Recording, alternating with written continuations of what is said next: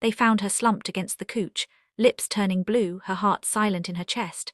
But this wasn't a medical tragedy. This was murder. And the man who poisoned her had been doing it for years, right under everyone's noses, using something as innocent as eye drops to slowly destroy the woman he promised to love forever. Welcome back to Cold Crime Cases. Before we dive into this absolutely chilling story, I need you to do something for me. Hit that subscribe button right now, smash that like button, and drop a comment telling us where you're watching from. Are you watching from North Carolina? Maybe you're tuning in from across the country or even internationally. Let us know. This community is growing every single day, and your support means everything as we bring these stories to light. And ladies, I have something crucial to share with you. I've written a book specifically for you called True Crime Survival Guide: How to Stay Safe in a Dangerous World. It's packed with real-world strategies that could literally save your life. The link is in the description and pinned in the comments. Don't wait, get your copy today. Now let me ask you something that's going to haunt you throughout this entire case. What do you do when the person you trust most in the world, the person who vows to protect you in sickness and in health, becomes the very thing destroying you from the inside out? How do you fight an enemy you can't see, can't identify, and would never suspect? This is the story of Stacy Robinson Hunsucker, and it's one of the most disturbing cases of domestic betrayal you'll ever hear. Stacy was only 32 years old when she died. To everyone who knew her in Mount Holly, North Carolina, she was sunshine personified. A devoted mother to two beautiful daughters, Piper and Willow, a talented teacher who touched countless young lives, a craftswoman who poured love into every painted wooden sign she created. She had that infectious kind of joy that made people want to be around her. Born in Mecklenburg County to John and Susie Robinson, Stacy grew up alongside her siblings Eric, Paul, and Amy. She was driven, ambitious, and compassionate. After high school, she earned her associate degree in paralegal studies from Gaston College. She worked at law firms, Ted Grieve and Associates and Reagan, before discovering her true calling in education. The YMCA, First Baptist Charlotte's Preschool, and finally First Methodist Preschool in Mount Holly. Everywhere Stacy went, she left an impression of warmth and dedication. But behind the picture-perfect family photos and the smiling faces at church gatherings, something absolutely sinister was unfolding. And it started long before anyone realized Stacy was in danger. Let's go back to where it all began. Stacy met Joshua Lee Hunsucker when they were young. He was working at a department store when this tall, beautiful woman caught his eye. Stacy stood 5'11", Joshua towered at 6'5", but height wasn't the issue. Initially, Stacy wasn't interested in his advances. She turned him down repeatedly. Did Joshua accept rejection gracefully? No, he discovered she played softball. So what did he do? He showed up at her practices. He joined her team. Both were skilled athletes with potential professional futures. Slowly, persistently, Joshua wore down her resistance. Friendship blossomed into romance. They seemed like the perfect couple, high school sweethearts destined for happiness. In 2010, they married in Myrtle Beach, South Carolina. Everyone thought they had it all figured out. Soon their daughters arrived. Piper Elizabeth in February 2013 and Willow Darlene in November 2014. Joshua worked as a flight nurse for Atrium Health's Med Center Air, a position he'd held since 2013. With his college football background, he exuded confidence and authority. Stacy gave up her career to become a full-time mother. They attended church together, hosted cookouts, went to concerts. Their friend Shelley O'Day described them as just a cute couple who never seemed to fight. But beneath that surface, something horrifying was happening, something that would destroy Stacy from the inside out. Shortly after Piper's birth in 2013, Stacy began experiencing mysterious medical symptoms. Unexplained, terrifying, progressive, her health deteriorated without any clear diagnosis. Doctors ran test after test, coming up empty-handed. It was as if some invisible force was attacking her body, slowly shutting down her systems one by one. Then just 5 months later, in July 2013, disaster struck in another form. Their house caught fire. Everything they'd worked for gone. The financial and emotional devastation was crushing. Friends rallied around them. Suzanne Steinbrenner, a close friend, even started a GoFundMe page to help the young family recover from the ashes of their former life. But Stacy's health problems weren't going away. In fact, they were getting dramatically worse. After Willow's birth in November 2014, Stacy was rushed to the hospital with dangerously low blood pressure and heart rate. She spent days in intensive care. Medical teams performed countless tests, searching desperately for answers. What was attacking this young mother's body? Nobody could figure it out. Every time someone scrolls past, another woman's suffering fades into silence. Don't let that happen. Subscribe and make her story matter. Susan updated the GoFundMe page, writing that despite extensive testing, doctors remained baffled. Then in January 2015, Stacy was readmitted. Her heart rate had dropped to life-threatening levels. And then the unthinkable happened. She suffered cardiac arrest. Her heart simply stopped beating. Can you imagine being Stacy in that moment? Young, full of life, with 2 baby girls depending on you, and your heart just stops. Medical staff scrambled to save her. She was placed on a ventilator to keep her alive while they desperately searched for answers. By February 2015, doctors made a shocking decision. They implanted a pacemaker in Stacy's chest. She wasn't even 30 years old yet. A pacemaker, for someone with no family history of heart disease, for a former athlete in the prime of her life. Something was catastrophically wrong, but what? Here's what nobody knew at the time. Every single symptom Stacy experienced was consistent with tetrahydrozoline poisoning. This chemical, found in common eye drops, can cause severe cardiac and systemic effects. In high enough doses, it's absolutely lethal. The pattern had been there all along. Unexplained episodes of low blood pressure and heart rate, sudden cardiac events that mystified medical professionals, a young, previously healthy woman who suddenly needed a pacemaker to keep her heart beating. And here's the truly terrifying part. Joshua, with his extensive medical training as a flight paramedic, would have known exactly what symptoms to look for. He would have understood precisely how to administer poison in doses that wouldn't kill immediately, but would progressively destroy her health over time. He would have known that standard medical tests wouldn't detect it. He would have known that doctors would attribute her symptoms to cardiac problems rather than poisoning. Think about that for a moment. While Stacy trusted her husband to care for her during her medical crises, he may have been the very person causing them. While she lay in hospital beds, terrified and confused about what was happening to her body, he stood beside her playing the concerned husband. While doctors scratched their heads over her mysterious condition, he knew exactly what was wrong because he was doing it to her. Stacy's mother, Susie, always had a feeling something wasn't right. Mothers know. They sense danger even when they can't articulate it. Susie would call her daughter constantly, checking on her, making sure she was okay. She'd wake from nightmares about Stacy, compelled to reach out immediately. That maternal instinct was screaming that her daughter was in danger. But from what? From whom? The medical issues created another devastating problem: crushing, suffocating debt. Despite the GoFundMe campaign and support from friends, the bills were astronomical. Hospital stays, specialist consultations, pacemaker surgery, ongoing treatments. The financial pressure was relentless. And while Stacy struggled to breathe, struggled to keep her heart beating, struggled to be present for her young daughters, Joshua was planning something far more sinister than anyone could have imagined. September 23, 2018, the day everything came to a head. Joshua called 911 that afternoon. His wife, he told dispatchers, wasn't breathing. He'd found her slumped against the couch, unresponsive. But here's where things get interesting. Joshua's story about what he was doing before discovering Stacy kept changing depending on who was asking. To police at the scene, he claimed he'd gone outside to check that their cars were locked. There had been several car break-ins in the neighborhood recently, he explained. He was just being cautious, making sure their vehicles were secure. But to one friend, he told a completely different story. He said he'd gone for a walk to get some exercise. To another friend, yet another version. This time he claimed he'd been in the backyard cutting wood for craft signs. And to Susie, his mother-in-law, he offered a fourth account. He told her he'd been working on his laptop at the kitchen table with his back to Stacy. When he turned around, he saw her slumped against the couch. 4 different stories, 4 separate accounts of what he was doing in the moments before his wife died. Now here's the thing.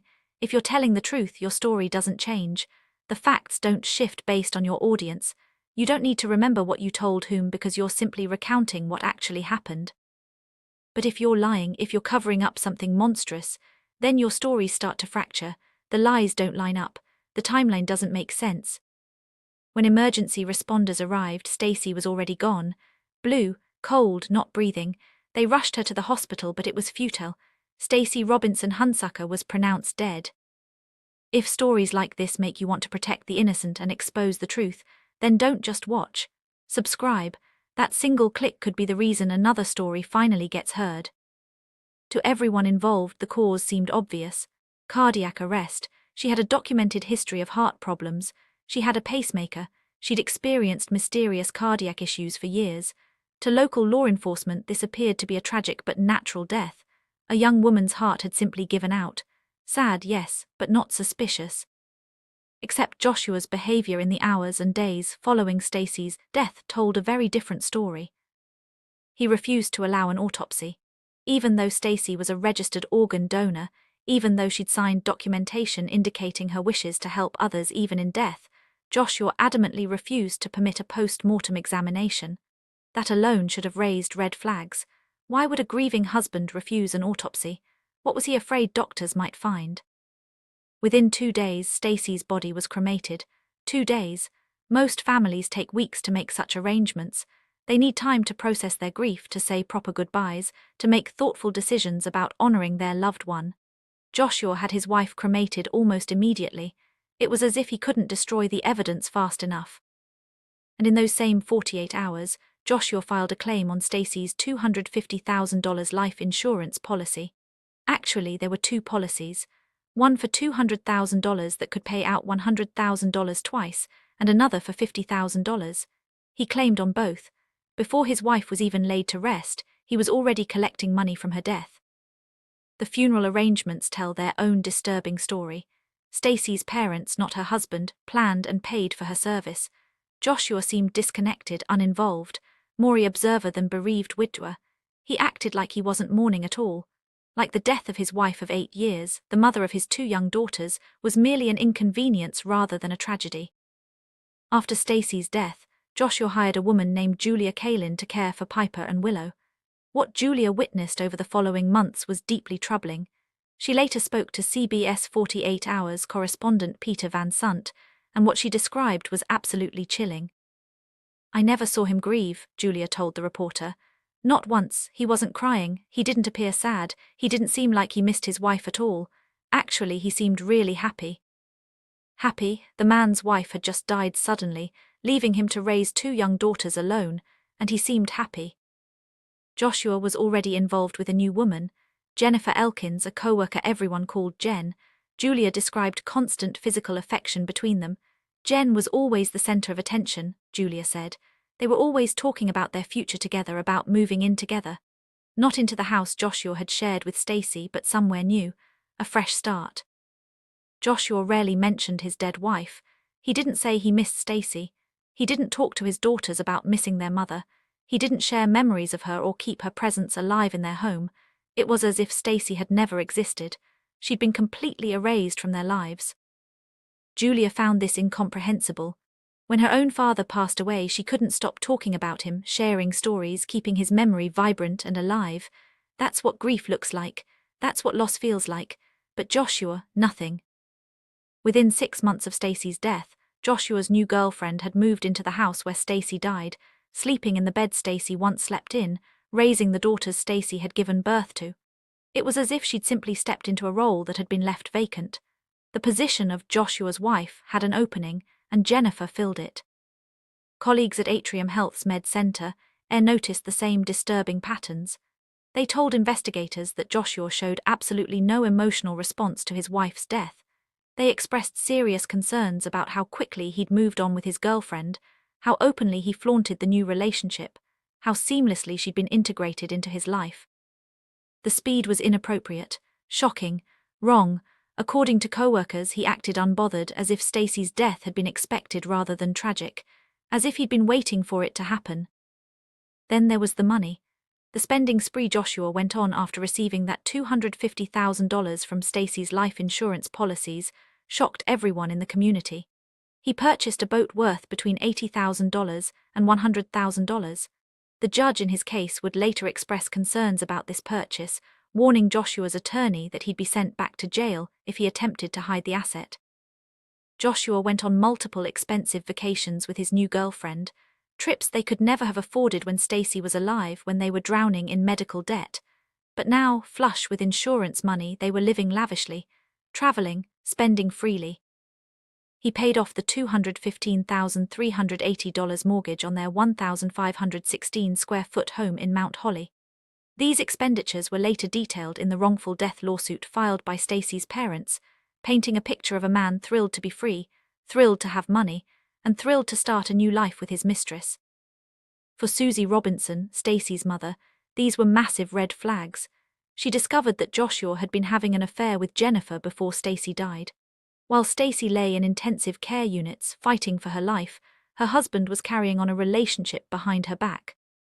The insurance claims filed within days of Stacy's death, before the funeral even took place. The refusal of an autopsy, the immediate cremation, the girlfriend who'd been there all along, the boat, the trips, the complete absence of grief, Stacy's years of unexplained medical problems that no doctor could diagnose. In Susie's mind, the pieces were starting to fit together into a horrifying picture. If you're still watching and haven't subscribed, I'm honestly curious what's holding you back. Drop it in the comments. I actually want to know. In May 2019, 9 months after her daughter's death, Susie Robinson did something that would change everything. She contacted the North Carolina Department of Insurance. She filed a fraud complaint against her son-in-law. She believed he'd murdered Stacy for the insurance money, so he could be with his mistress without the hassle of divorce. This mother's instinct, this simple act of refusing to stay silent, would trigger a full murder investigation that would expose the horrible truth about what had been done to her daughter.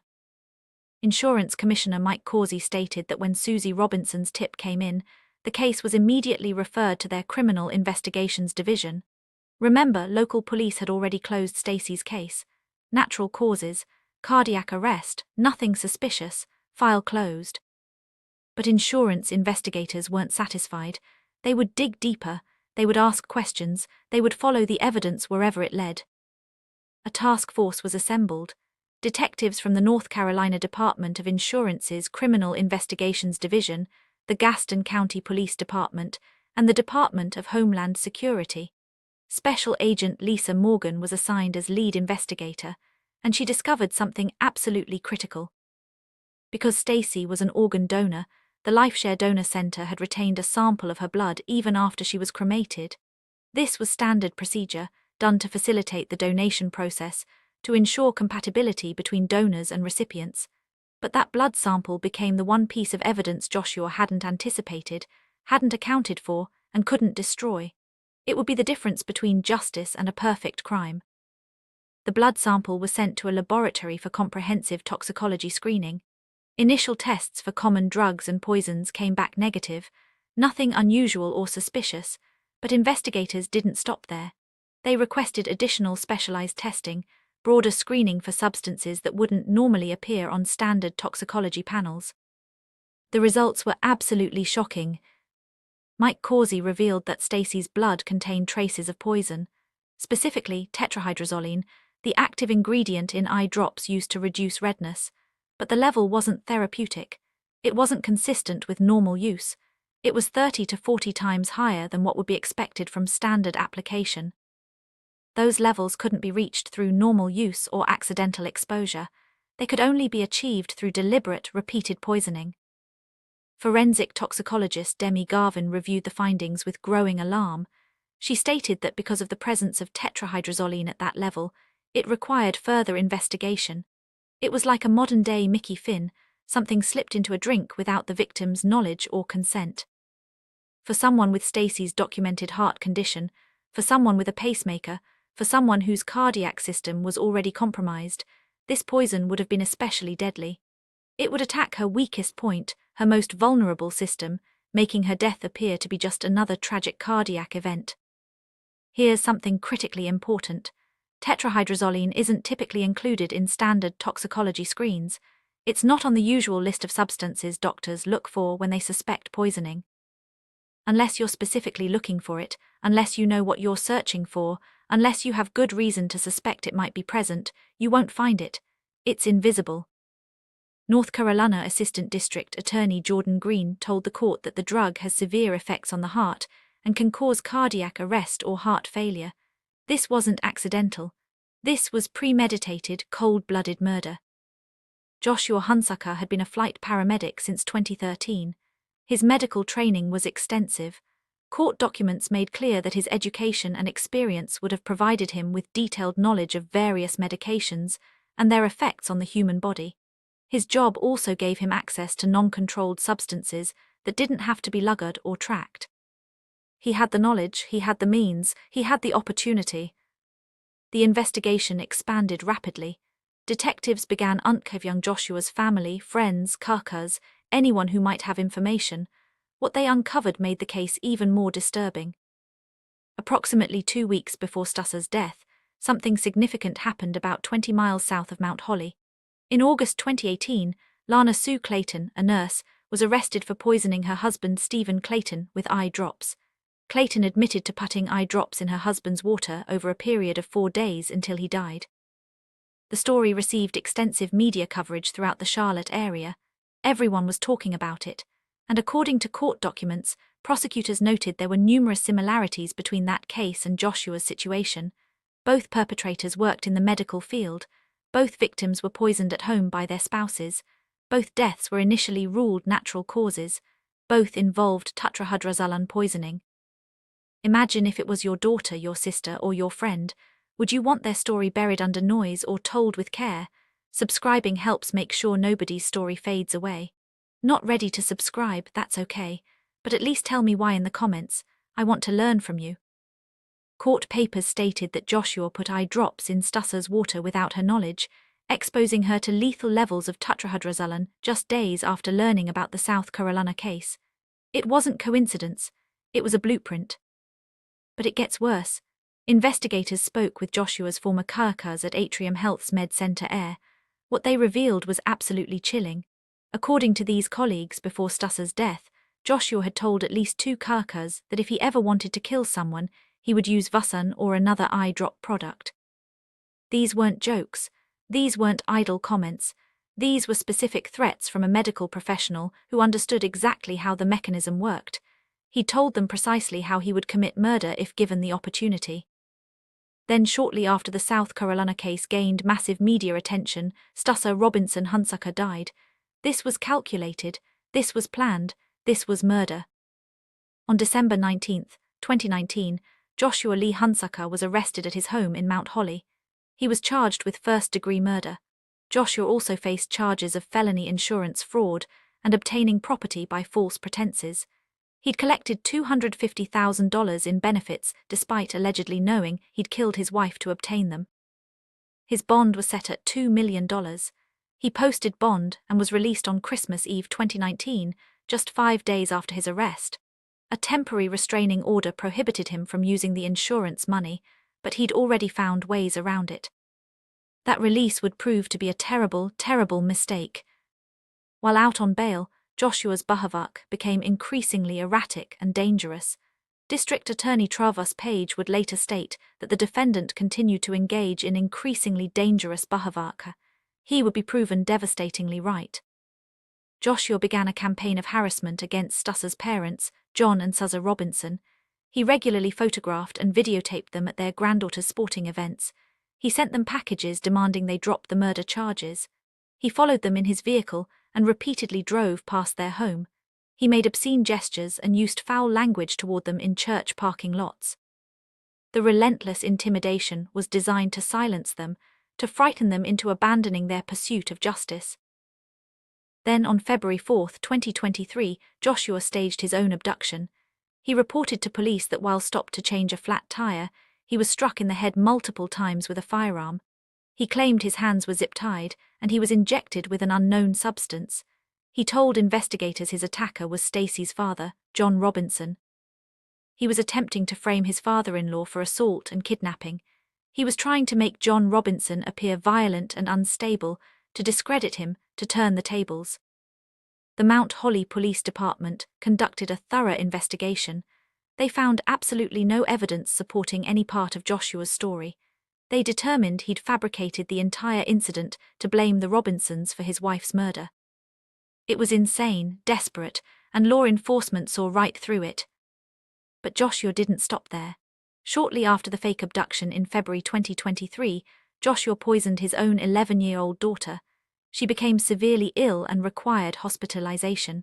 Testing revealed she had the same chemical in her system as the one found in Joshua's truck, along with a sedative not appropriate for children. During her treatment, Joshua suggested to medical staff that she looked like she'd been given Visine. The medical team stated this wasn't a plausible diagnosis based on her symptoms. Authorities believe Joshua poisoned his daughter to frame the Robinsons again, to have them arrested and removed from his daughter's lives. In July 2024, a judge found that Joshua had abused his daughter and neglected both of his children. In August 2024, he was arrested again for witness intimidation. His bond was revoked in November 2024, and he remains in jail without bail.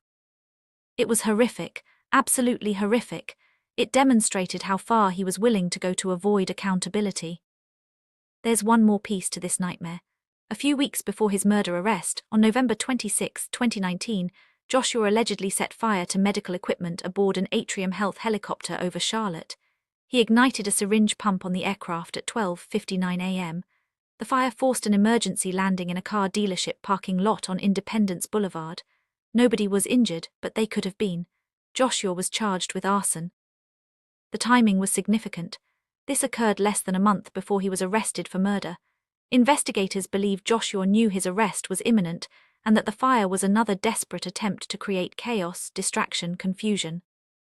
This took me hours of painful research, reading autopsies, police files, and the cries of women that were ignored. If you felt safe watching from your screen, the least you can do is hit that red subscribe button. Atrium Health released a statement expressing shock, saying they couldn't comprehend what would drive someone to put people in such grave danger. Prior to his murder arrest, Joshua had also been placed on administrative leave for alleged misconduct at work. He was terminated from Atrium Health's Med Center the day after his December 2019 arrest, ending his employment there since 2013. Joshua's trial was originally scheduled for March 2025, but prosecutors have indicated that due to recent developments, it may be postponed to autumn 2025. After Joshua's initial arrest, Stacy's family released a powerful statement through their attorney, expressing both their determination and their heartbreak. "We won't stop until justice is served. We will continue to support and love your beautiful girls, Piper and Willow." Julia, who knew Stacy since high school, said, "She didn't deserve this. She was a wonderful mother. She had a beautiful spirit." In a letter dated April 2020, Susie Robinson wrote, "Stacy, you're missing so many important milestones. I'm sorry you weren't here for your pumpkin's birthday party. I gave both of your girls an extra hug today just for you." This case demonstrates the critical importance of insurance fraud investigations in uncovering murder. Insurance Commissioner Mike Causey reflected, "Who would have thought that an insurance fraud investigation would evolve into a full-scale murder investigation?" Without Susie Robinson's maternal instinct and that preserved blood sample from the organ donation process, Joshua would have committed the perfect crime. Stacy would have been just another tragic medical death, a young mother with a heart condition whose life was cut tragically short. Nobody would have known the truth. Stacy Robinson Hunsucker was a loving mother, dedicated teacher, and active church member. She loved crafting, visiting the beach, watching sports, and photographing her children. Her smile brought joy and comfort to everyone who knew her. She deserved so much better than the horror that was inflicted upon her. As of November 2024, Joshua remains in Gaston County Jail without bond. His two daughters, now approximately 12 and 14 years old, are no longer in his custody.